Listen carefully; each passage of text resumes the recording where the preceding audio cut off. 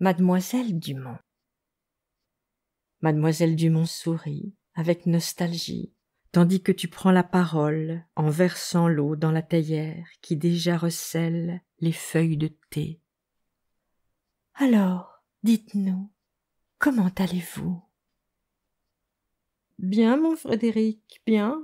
Tu sais, les vieilles douleurs dues à l'âge. Et il y a cette oreille droite qui me prive des notes aiguës de la musique. Je n'entends plus Mozart comme avant. Bon, tout cela n'est pas grave.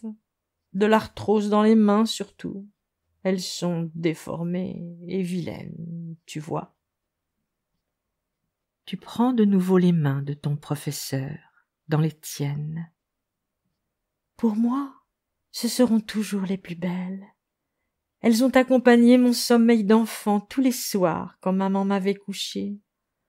Elles m'ont appris à mettre mes doigts sur les touches, à m'écouter, à progresser, à jouer enfin assez bien.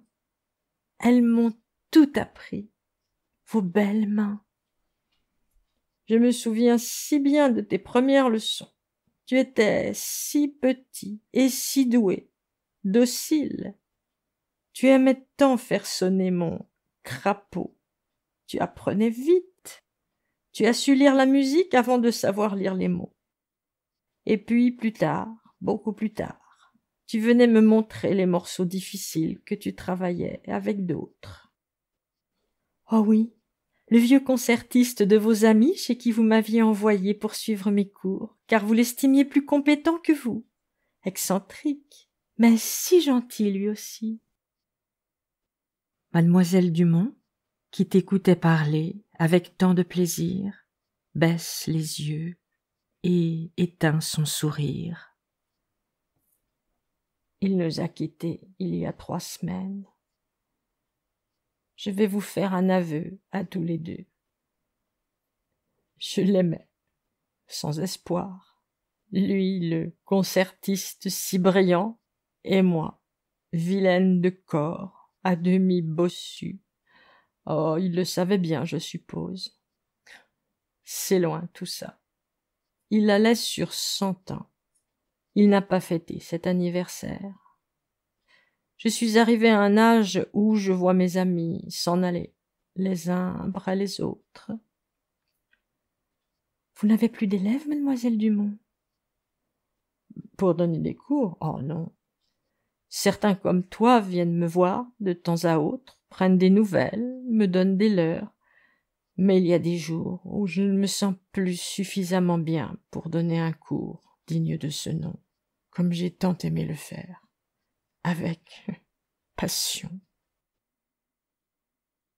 Pendant que je sers le thé et découpe le gâteau, mademoiselle Dumont regarde son piano avec tendresse. Maman ne vous entend plus jouer depuis quelque temps. Ça lui manque. Elle se demandait chaque jour, en fin d'après-midi, si ce serait Schubert, Chopin ou Beethoven qui serait à l'honneur.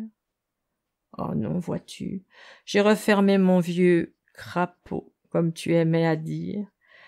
J'ai les mains qui ne marchent plus comme je voudrais. Je ne fais plus honneur à mes chers musiciens.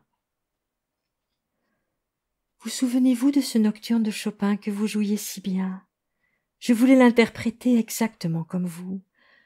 Vous m'entendiez répéter et répéter encore là-haut chez maman, sur mon petit piano droit. Tu le jouais très bien. C'était le numéro 2 de l'opus 9. Mademoiselle Dumont. Oui, mon Frédéric. Est-ce que vous voudriez me le rejouer, là, maintenant? Et pour François, qui l'aime tant et me le demande souvent, vous en souvenez-vous? Oh, je crois que oui, mais je vais te décevoir, tu sais. Il ne vaut mieux pas. En regardant mademoiselle Dumont, il m'apparaît que jouer cette partition, que toi et moi aimons tant, lui fait envie. Elle a peur de ne plus être à la hauteur. Tu insistes. Je l'encourage aussi. Avec un certain effort, la vieille dame bascule ses jambes du repose-pied jusqu'au tapis et se redresse. Tu lui tends une main dont elle s'empare pour se relever tout à fait.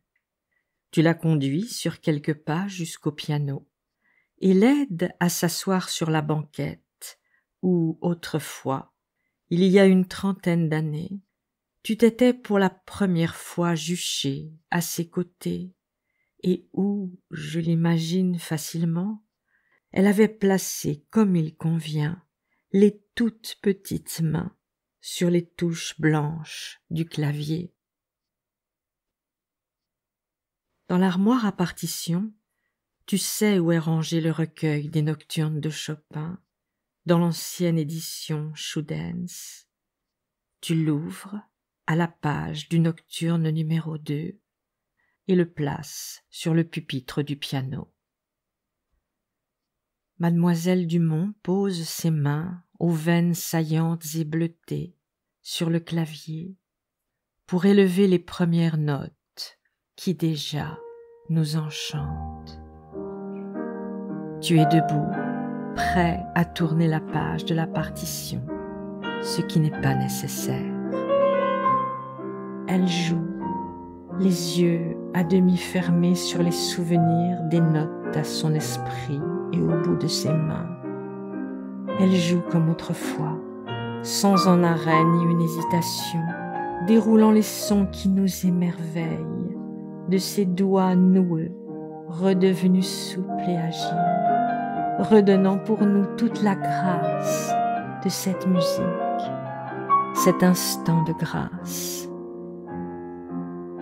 Je devine la surprise et le bonheur de Marlène du haut de son 7e étage, les yeux rivés sur sa couture, et tout à coup montant jusqu'à elle, et pour elle aussi, la sérénité de ce nocturne, si souvent entendu, et l'espoir retrouvé que mademoiselle Dumont refera vivre son piano chaque jour en fin d'après-midi.